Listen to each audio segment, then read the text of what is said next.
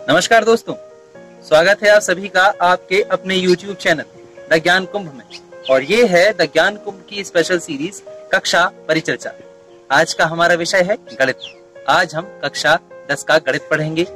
इससे पहले के मैथमेटिक्स के वीडियो में हम एक्सरसाइज 1.3 यानी कि प्रश्नावली 1.3 से रिलेटेड सभी सवालों को और उसके कॉन्सेप्ट्स को क्लियर कर चुके हैं। आज की वीडियो में हम एक्सरसाइज 1.4 यानी कि प्रश्नावली 1.4 से रिलेटेड सभी कॉन्सेप्ट्स और उनके क्वेश्चंस को क्लियर करेंगे। तो चलिए शुरू करते हैं बिना किसी समय की बर्बादी के। तो चलिए शुरू करते हैं। आज की कक्षा का हमारा टॉपिक क्या है? आज की कक्षा का टॉपिक है हमारा एक्सरसाइज 1.4 से रिलेटेड सभी कॉन्सेप्ट्स। उससे रिलेटेड एक ही कॉन्सेप्ट है, वो है डेसिमल का जो प्रसार होता है, दशमलव प्रसार। आप लोगों ने पहले पढ़ा भी होगा। उसकी प्रकृति को जानना कि वो शांत है या अशांत है, या इंग्लिश में कहे टर्मिनेटिंग है या नॉन टर्मिनेटिंग है। ठीक है, सबसे पहले आप ये शांत, अशांत, टर्मिनेटिंग, नॉन टर्मिनेटिंग इस चीज को समझ लीजिए। आपने कभी कभी ऐसा हुआ होगा आपके साथ कि आपने 4.3333 डॉट डॉट डॉट डॉट आप किसी सॉल्व को करने बैठे और दशमलव के बाद जो नंबर आया वो रिपीटेड आता ही चला गया, है ना। इसको हम छोटी क्लासेस में ऐसे 4.3 पे बार लिख दिया करते थे, अगर आपको याद आया हो तो। अगर नहीं आया है तो आप एक उदाहरण से समझ सकते हैं कि मान लीजिए हम 20 में डिवाइड करें 3 का। ठीक है, आप अगर इसे डिवाइड देंगे तो 6.666 डॉट डॉट डॉट डॉट आता जाएगा। तो इसको हम 6.6 पे बार लिख देंगे। तो इस तरह के जो डेसिमल आते हैं इनको हम कहते हैं अशांत आवर्ती, ऐसे बोलते हैं।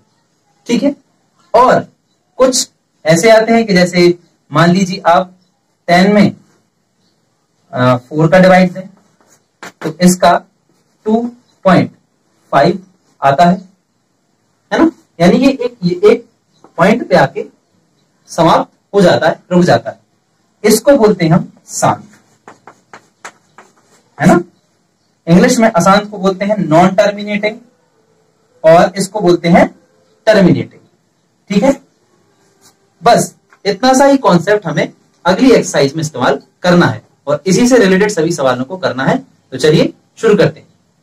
अब कोई नंबर या कोई दशमलव को अपन अपॉन के रूप में या p अपॉन q के रूप में कैसे लिखते हैं?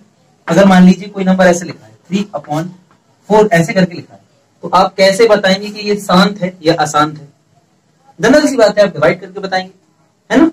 आप 4 का डिवाइड देंगे 3 में और यदि एक जगह आके रुक जाता है तो आप कह देंगे शांत है, और नहीं रुकेगा तो आप कहेंगे अशांत है या टर्मिनेटिंग है, नॉन टर्मिनेटिंग है, आप ऐसा बताएंगे।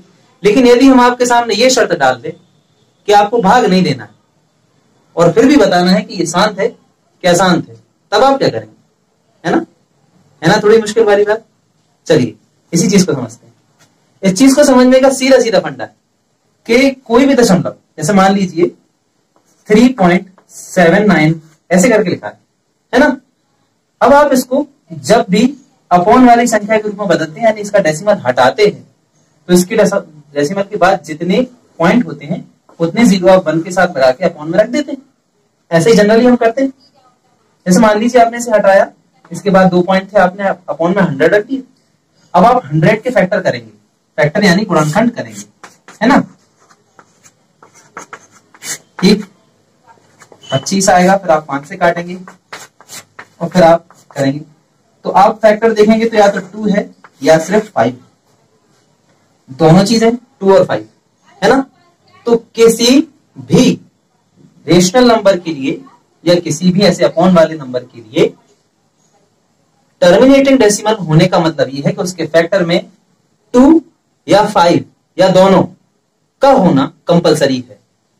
अगर 2 है तो वो टर्मिनेटिंग है, 5 है तो टर्मिनेटिंग है, 2 और 5 है तो टर्मिनेटिंग है। यदि इनके अलावा कोई नंबर है तो टर्मिनेटिंग नहीं, है ना।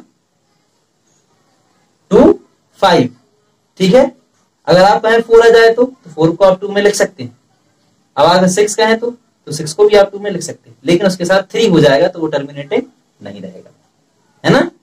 इस चीज को समझना बहुत जरूरी है। तो अगर आप डिनोमिनेटर का फैक्टर निकाल लेते हैं और उसमें आप इनको ढूंढ लेते हैं तो आप समझ जाएंगे कि वो टर्मिनेटिंग है या नॉन टर्मिनेटिंग है। ठीक है, तो अब हम बढ़ते हैं सवालों की तरफ। चलिए तो हम आगे बढ़ते हैं। आगे बढ़ने के लिए क्या करेंगे, हमने यहाँ पे 4 सवाल एक्सरसाइज के लिख लिए। हम इनके डिनोमिनेटर यानी कि हर के फैक्टर्स यानी कि गुणनखंड निकालेंगे। आप जब निकालेंगे तो 31 25 यानी 3125 के आएंगे 5 × 5 × 5 × 5 × 5 यानी 1 2 3 4 5 13/5 की पावर 5, है ना। यहां सिर्फ 5 का फैक्टर है, यानी ये क्या होगा, एक टर्मिनेटिंग डेसिमल हो गया। ठीक, इसी तरह से इसको करेंगे आप 17/8।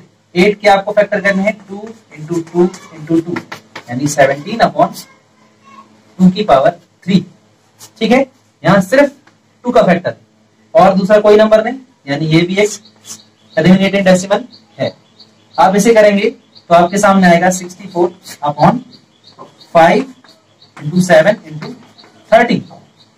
ठीक है, यहां 5 का फैक्टर तो है लेकिन उसके साथ साथ 7 और 13 का फैक्टर भी है, तो ये कैसा हो गया, एक नॉन टर्मिनेटिंग या कहें एक अशांत दशमलव हो गया। अगले में बढ़ते हैं।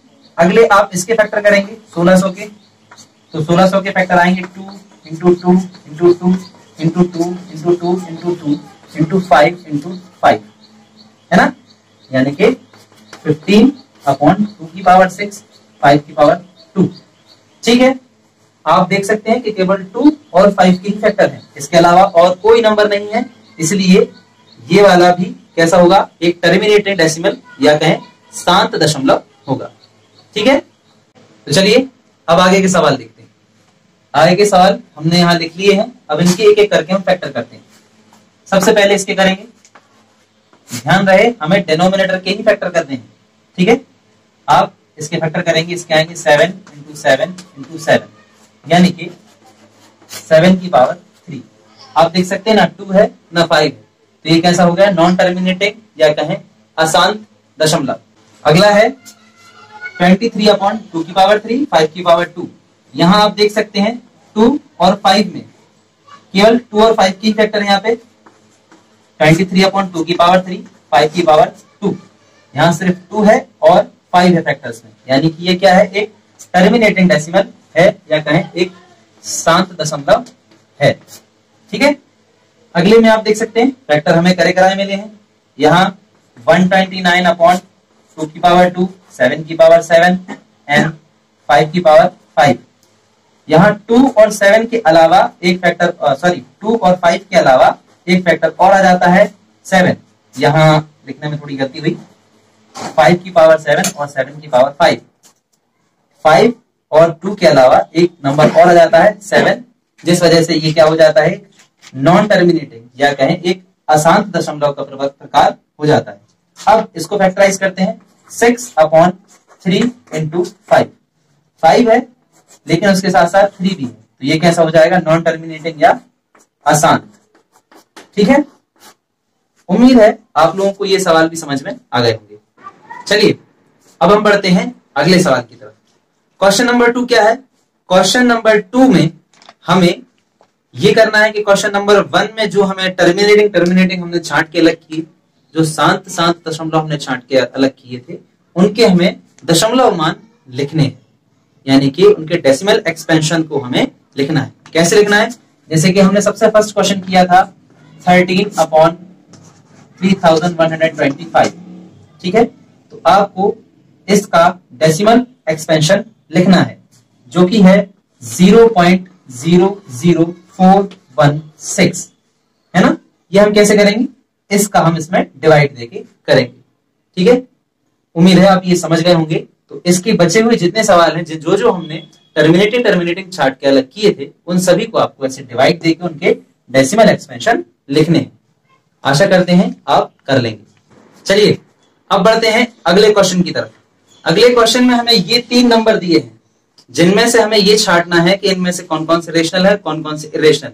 अगर रेशनल है तो क्या उन्हें अपन P अपॉन Q के रूप में लिख सकते हैं, और Q के जो फैक्टर्स हैं वो क्या क्या होंगे हमें ये भी बताना है। सबसे पहला देखते हैं, ये वाला आप अगर नंबर देखें तो ये एक टर्मिनेटेड डेसिमल है, कहीं जाके तो खत्म हो रहा है। इसे अपन 43 पॉइंट, अगर इसका अपन पॉइंट हटाएं तो 1 2 3 4 5 6 7 8 9 और अपॉन में 10 की पावर 9 करके लिख सकते हैं, क्योंकि यहाँ 1 2 3 4 5 6 7 8 9 अंक हैं। ठीक है, आप इसे 10 की पावर 9 करके लिख सकते हैं। इसका मतलब क्या हुआ, ये एक टर्मिनेटेड डेसिमल है जो कि एक रेशनल नंबर तो हुआ, कहीं जाके तो खत्म होगा। इसे अपन P अपॉन Q के रूप में भी लिख सकते हैं, और इसके फैक्टर आप देख रहे हैं 10 की पावर 9 है, यानी सिर्फ 2 और 5 के रूप में ही होंगे। अब बढ़ते हैं हम अगले नंबर की तरफ। अगला नंबर अगर आप देखें तो 0.120 1200 1200 12 फिर 40 है ना, यानी एक कोई निश्चित पैटर्न में अंक नहीं रुक रहे हैं, कंटिन्यूअसली आते ही जा रहे हैं। इस तरह के नॉन टर्मिनेटिंग को अपन कंटिन्यूअसली टर्मिनेटिंग नॉन टर्मिनेटिंग भी बोलते हैं, है ना, या कहें अपन नॉन टर्मिनेटिंग रिपीटेटिंग, बार बार जो है ना एक प्रकार का कोई नंबर आता ही नहीं, आता जा रहा है। ठीक है, यहां पे इस तरह के नंबर्स जो होते हैं वो इरेशनल होते हैं, है ना। क्यों होते हैं, क्योंकि पॉइंट के बाद के जो नंबर हैं वो स्थिर रूप से नहीं आ रहे। या तो अपन यूं कहें कि आप 120 पे बार नहीं लगा पाएंगे, यहां बार नहीं लगा पाएंगे, यहां नहीं लगा सकते, एक कोई निश्चित वैल्यू ही नहीं आई है, आती जा रही बस, है ना। तो इस तरह के नंबर को हम बोलेंगे एक इरेशनल नंबर। जब इरेशनल है तो P अपॉन Q के फॉर्म में भी नहीं लिखा जा सकता, है ना। जब P अपॉन Q के फॉर्म में नहीं लिखा जा सकता तो Q के फैक्टर तो बताए नहीं जा सकते। ठीक, अब बढ़ते हैं अगले नंबर की तरफ। अगला नंबर भी नॉन टर्मिनेटिंग है, लेकिन इसमें जो डेसिमल फॉर्म है वो बार बार रिपीट होने वाला है, रिपीटेटिंग है ना। यहां नॉन रिपीटेटिंग था, यानी रिपीट नहीं हो रहा था, बस आ रहा था। यहां क्या है, रिपीटेटिंग है। एक बार आप देखें 1 2 3 4 5 6 7 8 9 आया, फिर उस पर बार लग गया, यानी फिर अगली बार भी आएगा तो यही आएगा, यानी कि ये एक रेशनल नंबर है। इसको P अपॉन Q के फॉर्म में लिखना भी पॉसिबल है। ठीक है, और एक चीज और, इसमें जो फैक्टर्स आएगा वो 2 और 5 तो आएगा, है ना, लेकिन ये रिपीटेटिंग है, इसलिए 2 और 5 के अलावा भी कोई ना कोई फैक्टर जरूर आएगा। ठीक है, तो ये एक रेशनल नंबर हुआ, इसे P अपॉन Q के फॉर्म में लिखा जा सकता है, और Q के फैक्टर में 2 और 5 के अलावा भी कोई नंबर जरूर आएगा। उम्मीद है आपको आपका जवाब मिल गया होगा और ये एक्सरसाइज समझ में आ गई होगी। आज की वीडियो के लिए इतना ही। उम्मीद है आपको ये पसंद आई होगी और कम से कम समझ में तो जरूर आई होगी। बचे हुए सवालों को आप होमवर्क में करेंगे। बचे हुए सवाल कौन से हैं, फर्स्ट के लास्ट 2 क्वेश्चंस हैं, उनको आप होमवर्क में करेंगे, और सेकंड के जितने भी टर्मिनेटिंग थे उनके सभी के डेसिमल एक्सपेंशन आपको करने हैं। ठीक है, वीडियो पसंद आई है तो लाइक कीजिए, अपने ज्यादा से ज्यादा दोस्तों के साथ शेयर कीजिए, और सब्सक्राइब कर दीजिए हमारे चैनल को, ताकि इसी तरह की एजुकेशनल वीडियोस आप तक पहुंचते रहें। धन्यवाद।